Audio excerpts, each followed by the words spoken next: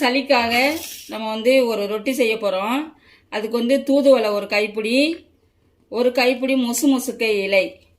இது மொசு முசுக்கை இலை கொடி மாதிரி இது படர்ந்துருக்கும் இந்த இலை. இது தூதுவளை. தூதுவளை உங்களுக்கு தெரியும், முள்ளு முள்ளாக இருக்கும் இந்த இலை. தூதுவளை இலை ஒரு கைப்பிடி, மொசு முசுக்கை ஒரு கைப்பிடி, அரிசி ஒரு டம்ளர் ஊற வச்சிருக்கு, கொஞ்சம் சின்ன வெங்காயம், சோம்பு. இப்போ அரிசி இந்த இலைகளை நம்ம மிக்சியில் வச்சு அரைக்க போகிறோம். அரைச்சிட்டு இந்த வெங்காயம் சோம்பு சேர்த்து நம்ம ரொட்டியாக செய்ய போகிறோம். இதில் ஒரு 4-5 ரொட்டி வரையும் சுடலாம். இது சளிக்கு ரொம்ப நல்லது.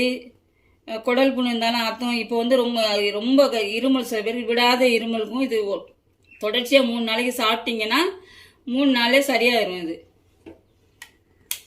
முசுக்கை அரிசி எல்லாம் அரைச்சாச்சு. இப்போ இதில் வெங்காயம் சோம்பு சேர்த்து நம்ம ரொட்டி செய்ய போகிறோம். ரொட்டி செஞ்சுட்டு காமிக்கிறேன்.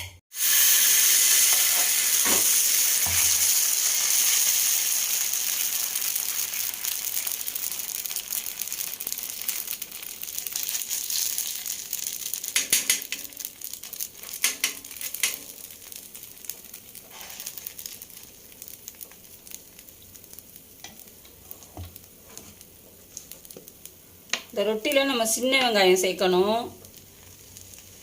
அதுதான் சளிக்கு நல்லது. உப்பு சேர்க்காம தான் சாப்பிடணும். ஆனால் இப்போ உள்ள பிள்ளைங்க உப்பு இல்லாமல் சாப்பிட மாட்டாங்க, மருந்து பொருள். அதனால் நமக்கு கொஞ்சம் லேசாக உப்பு சேர்த்துக்கணும். உப்பு சேர்க்காம சாப்பிட முடிஞ்சால் நல்லது.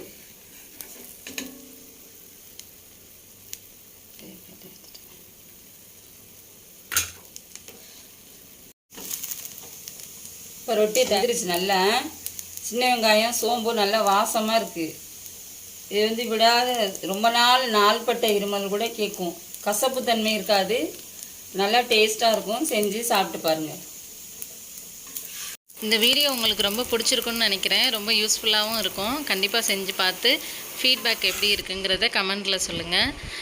சப்ஸ்கிரைப் பண்ண மறக்காதீங்க. தேங்க்யூ.